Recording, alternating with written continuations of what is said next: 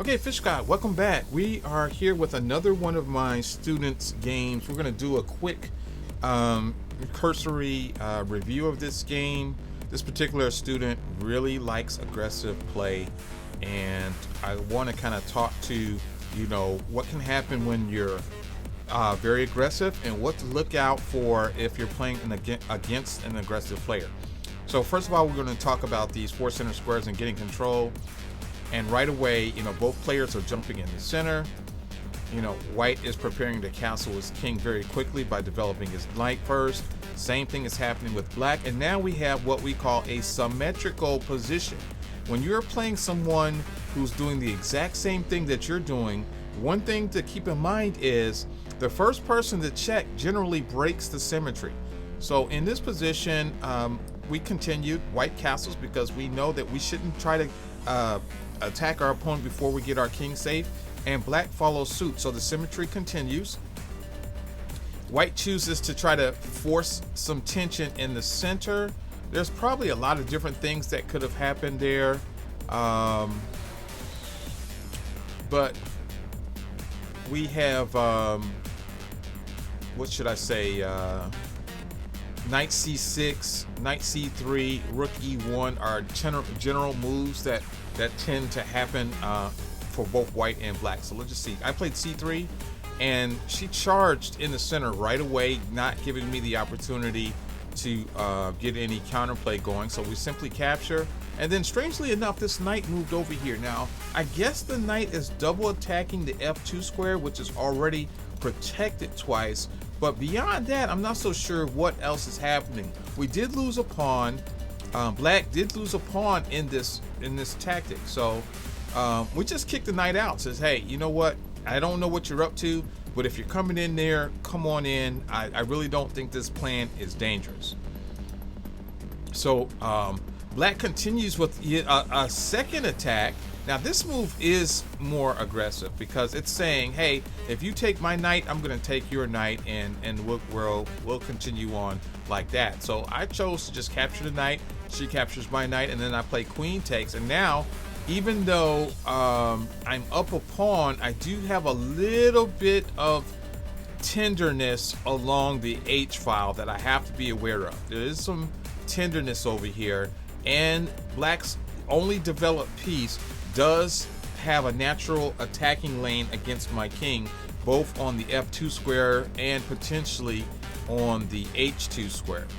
So we continue. The queen chooses to come to d6. I really felt like the bishop would have been better served here, and right away I just shut down the diagonal, now making it awkward for any of these pieces to aim at the king going forward. There's only one move in the position, and she found it the natural retreat to the b6 square.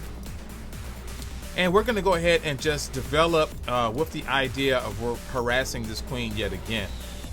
So we continue. She prevents the harassment. Nothing to worry about. We'll just continue, taking away squares for the king. And notice how, I'm not jumping on her side of the board. I'm doing all of these defensive and offensive moves from my side of the board. That way that I can kind of try to maintain control of my pieces. I'm not letting anybody get too loose. All right, so she slides over. There is a little bit of a double attack on the G pawn. We just decide to move the pawn out of the tension so that the bishop doesn't have any natural squares. She naturally develops her bishop, blockading, well, not blockading because this is not a pawn, but naturally going to the f5 square, which is a good square with the potential of maybe going to e4 or something, also taking away the c2 square for the knight. So rooks belong on open files. My students will hear me say this all the time. Once a rook is on the open file, and this is an open file, by the way, an open file is one that doesn't have any pawns on it. But once a rook gets to the open file, the next most attractive location for a rook is on the 7th or the 2nd. If you have the white pieces, you want to try to get your rook to the 7th. If you have the black pieces, you want to try to get your rook to the 2nd. All right, so I get my rook on the open file and see what happens. She develops her knight. I decided to tickle the bishop because the knight has blocked some retreating squares for the bishop, and I'm not so sure where this guy is actually going. Maybe here is the only move, and even here it's going to be complicated. She chose to just let the bishop be gone, but there is some tension building on the f-file, so we have to admit this counter punch right here again is kind of double-edged, because you know white's king is about to be a little bit more vulnerable. However, black's king is also vulnerable. I generally like to tell my students avoid pushing pawns in front of the king unless it absolutely stops checkmate. So here we're going to see some tension on both sides. You know, white has definitely violated the don't push pawns idea, and then black is joining in that violation with some capture. So we have the discovered attack here on the king with check. We're going to possibly take this pawn. He slides over. We decide to fork the queen and the bishop, which is a piece. Queen retreats out of the way. We take our free piece, and then pawn takes, attacking our bishop, which is currently pinned, and we don't have anywhere to go. So maybe I could have played queen here in hindsight. I did not see this move during the game, but now I'm thinking this might have been an interesting move that could have been played. What I chose to do, however, was just attack the piece that's going to be checking me. I'm assuming that pawn is going to capture the bishop, and then when I get put in check, I'm just going to snack on the rook, and snack on the queen. And if rook takes bishop, I'm going to play queen takes. So then it would have been queen takes, pawn takes, and then rook takes, and we would have been happy.